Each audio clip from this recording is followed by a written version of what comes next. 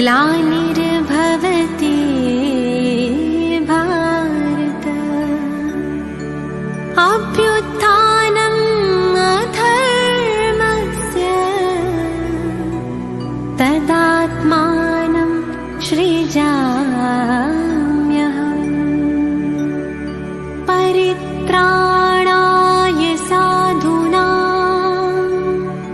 विनाशाय च दुष्कृताम् धर्म संस्थापनार्थाय संभवामि संगम युगे।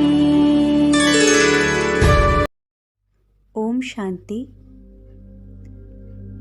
आज हम एक बहुत ही महत्वपूर्ण टॉपिक पर बात करने जा रहे हैं। जैसा कि पूरी दुनिया में सब जानते हैं कि श्रीमद् भागवत गीता श्री कृष्ण ने सुनाई थी, लेकिन हम आपको बताना चाहते हैं यह बिल्कुल झूठ है।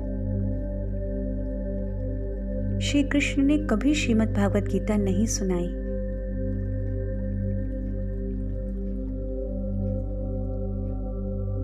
लेकिन इसके ऊपर हमें बहुत गंभीरता से विचार करना होगा कि आखिर सत्य क्या है, किसने सुनाई श्रीमद् भागवत गीता। तो आइए जानते हैं इसके बारे में। सबसे पहले हम जानेंगे परमात्मा कौन है। वैसे दुनिया में अलग अलग तरीकों से परमात्मा की महिमा की जाती है। वो अविनाशी है, उसका कभी विनाश नहीं हो सकता। परमात्मा स्वयंभू है, वह कभी जन्म नहीं लेते। अकाल मूर्त है, उनको कभी काल नहीं खाता, मृत्यु नहीं होती। परमात्मा सदा सुख करता दुख हरता है, सर्व के कल्याणकारी हैं। उनको बिगड़ी का बनाने वाला बोलते हैं। परमात्मा सर्व की बिगड़ी को बनाते हैं। सभी दुखियों का भला करते हैं, इसलिए उन्हें गरीब निवाज कहा जाता है। उस सब की झोली भर देने वाले भोला भंडारी हैं। लेकिन एक सबसे महत्वपूर्ण बात जो परमात्मा के कर्तव्य में आती है, परमात्मा पतित पावन है, सर्व का सद्गति दाता है। मनुष्य आत्माओं सर्वात्माओं सहित संपूर्ण प्रकृति को पावन बनाकर सर्व की सद्गति करते हैं। ये कार्य कोई मनुष्य नहीं कर सकता। सर्व को सद्गति में लाना मनुष्य के बस में ही नहीं है, क्योंकि मनुष्य प्रकृति के अधीन है। जो खुद पाप और पुण्य कर्मों के फलानुसार सुख और दुख भोग रहा है, जो खुद इस शरीर के बंधन में बंधा हुआ है, वह कैसे किसी को मुक्ति और सद्गति दे सकता है। ये कार्य तो उसका होगा जो इन सब से परे रहता है, और वो है परमात्मा।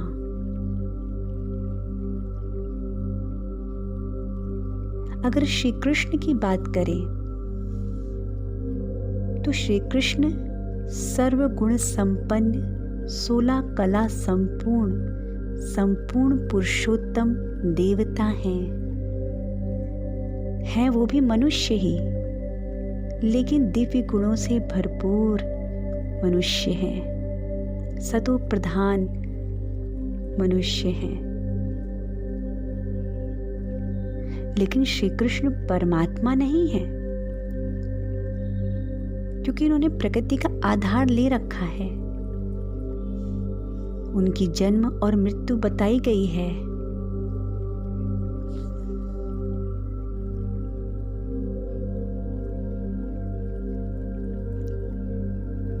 अब बात आती है श्री कृष्ण द्वापर में थे या सतयुग में। तो एक बात जानना स्पष्ट जरूरी है कि 16 कला संपूर्ण पुरुषोत्तम, ये संपूर्णता किसी के आदि के समय को दर्शाती है।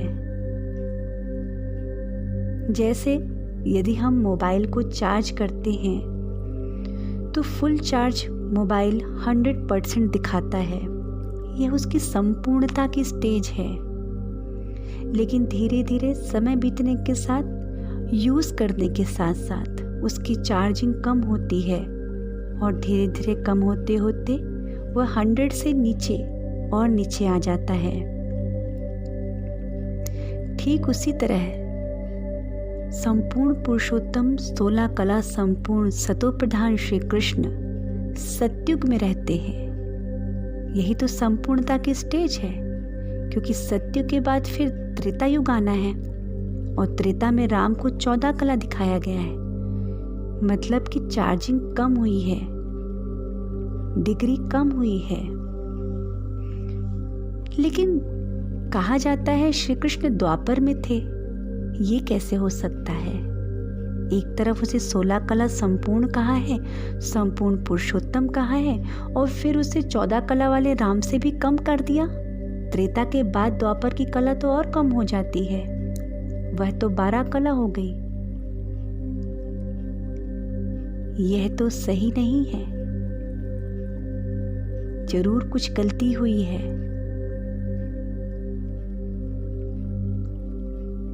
वैसे अगर देखा जाए कि श्री कृष्ण ने द्वापर में गीता का ज्ञान दिया, तो गीता का ज्ञान कब सुनते हैं? जब कोई दुर्गति में हो तो उसको सद्गति में लाने के लिए गीता का ज्ञान दिया जाता है। जब कोई मर रहा होता है तो वो सद्गति में जाए, इसलिए उसको गीता सुनाई जाती है। परीक्षित ने भी तो इसीलिए गीता सुनी थी। इससे स्पष्ट है कि गीता का ज्ञान तभी दिया जाएगा जब सबकी दुर्गति हो रखी होगी, जब सब दुख, अशांति, कलह, कलेश और विकारों की अग्नि में जल रहे होंगे। तभी तो गीता का ज्ञान देने का कुछ फायदा होगा, तभी तो सबकी दुर्गति सद्गति में बदल जाएगी। लेकिन अगर श्री कृष्ण ने द्वापर में श्रीमद् भागवत गीता सुनाई, तो द्वापर के बाद तो सबकी सद्गति होकर सतयुग आ जाना चाहिए। लेकिन ऐसा तो हुआ नहीं, बल्कि और ही दुर्गति को प्राप्त होकर द्वापर से गिरकर कलयुग में सब पहुंच गए और पतित हो गए और भ्रष्ट होते गए और मलिन होते गए और दुखी और अशांत होते चले गए। किसी को सद्गति नहीं मिली। लेकिन ये कैसे हो सकता है? गीता का ज्ञान तो सद्गति के लिए दिया जाता है ना। तो ये दूसरी गलती, श्री कृष्ण ने द्वापर में श्रीमद् गीता का ज्ञान नहीं दिया, ये गलती हो गई। तीसरी बात, फिर गीता का ज्ञान कब दिया गया होगा? अब आप खुद ही समझ रहे होंगे कि जब इस विश्व में सभी घोर दुखी, अशांत और भ्रष्ट हो चुके हैं, सभी विकारों की अग्नि में जल रहे हैं, वह समय जिसे नर्क कहा जाता है, वह समय जिसे दुर्गति का समय कहा जाता है, वह समय जिसे कलयुग कहा जाता है, यही वो समय है जब घर घर भाई भाई लड़ रहे हैं, महाभारत चल रही है। अभी ही गीता के उस सद्गति वाले ज्ञान की जरूरत है। तभी तो कलयुग के बाद सतयुग आएगा, क्योंकि सबकी सद्गति हो चुकी होगी। तो इससे स्पष्ट है कि गीता का ज्ञान कलयुग के अंत में आकर परमात्मा ने दिया और जिससे सभी की सद्गति हो गई और सृष्टि में सतो प्रधान समय शुरू हुआ, जिसे सतयुग कहते हैं। तो ये तीसरी गलती।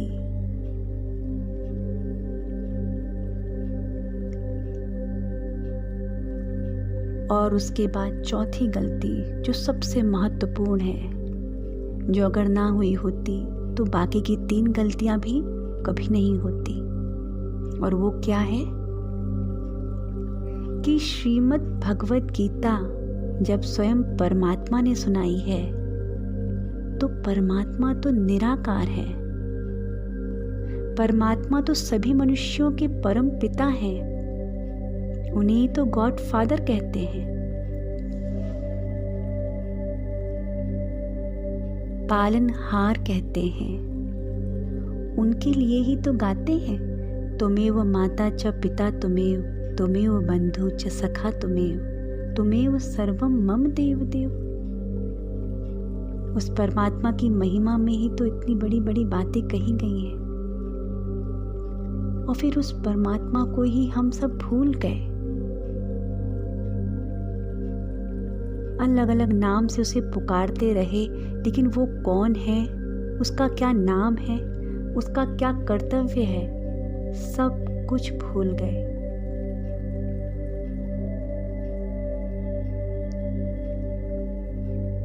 परमात्मा वो जो सर्वधर्म मान्य हो, जो स्वयंभू हो, अकाल मूर्त हो, अभोक्ता, अकर्ता, अविनाशी हो, जो सदा कल्याणकारी, सदा सबका सुख करता, दुख हरता हो, जो बिगड़ी को बनाने वाला हो, जो सदा सबका सद्गति दाता हो, जो ज्ञान का सागर है, वह एक निराकार ज्योति स्वरूप, प्रकाश स्वरूप शिव हैं।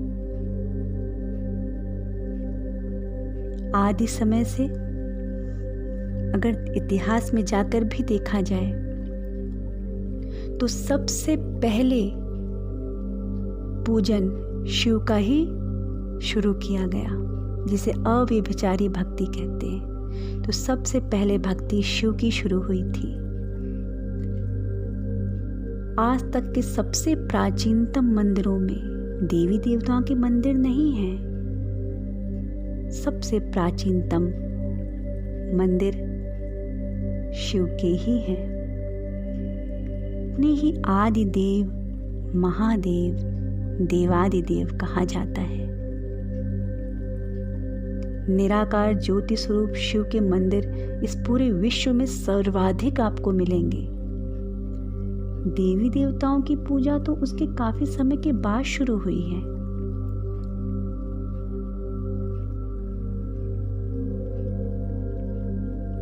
लेकिन ये जो चौथी मिस्टेक हुई है कि गीता ज्ञान दाता श्री कृष्ण को बता दिया, मतलब जहाँ पिता का नाम होना चाहिए वहाँ गलती से बच्चे का नाम डाल दिया। परम पिता परमात्मा शिव ने कलयुग के अंत में आकर, जब घोर दुख, अशांति, कलह, कलेश, दुर्गति का समय था, जब नर्क था, तब आकर सबकी सद्गति के लिए, सबको पावन बनाने के लिए स्वयं ब्रह्मा मुख से इस श्रीमद् भागवत गीता के ज्ञान को दिया था। ये बात समझनी होगी। ये 4 मेजर मिस्टेक्स हैं जिसके कारण पूरी दुनिया भ्रमित हो रखी है। और यही एक बहुत बड़ा पॉइंट है कि आज लगातार गीता पाठ करने के बाद भी पूरी दुनिया नर्क की तरफ चली गई और घोर त्रासदी से सब गुजर रहे हैं। भयंकर दुख, भयंकर अशांति, पीड़ा और अनेकानेक व्याधियों विकारों से ग्रसित होकर आत्माएं तड़प रही हैं, क्योंकि सत्य से बहुत दूर है सब। सत्य क्या है? सत्य ही शिव है और शिव ही सुंदर है। सत्यम शिवम सुंदरम। तो आपके लिए एक बहुत ही विशेष खुशखबरी है कि अब आपके सामने यह सत्य प्रकट हो चुका है कि परमात्मा निराकार ज्योति स्वरूप शिव हैं और उन्होंने ही गीता का ज्ञान देकर सबकी सद्गति की है। और ये वही समय चल रहा है सृष्टि चक्र पर जब घोर कलयुग में हम हैं और परमात्मा आए हुए हैं हमारी सद्गति के लिए। वह श्रीमुख से श्रीमद् भागवत गीता का ज्ञान दे रहे हैं। तो ज़रूर से ज़रूर आप इस ज्ञान को ग्रहण करें और इस ज्ञान और राजयोग के द्वारा अपने को सद्गति में ले जाने के लिए आगे बढ़ें, क्योंकि समय बहुत सीमित है। वैसे भी काफ़ी समय बीत चुका है परमात्मा को आए हुए, 89 ईयर्स हो चुके हैं। तो अब देर करने के लिए भी मार्जिन नहीं है।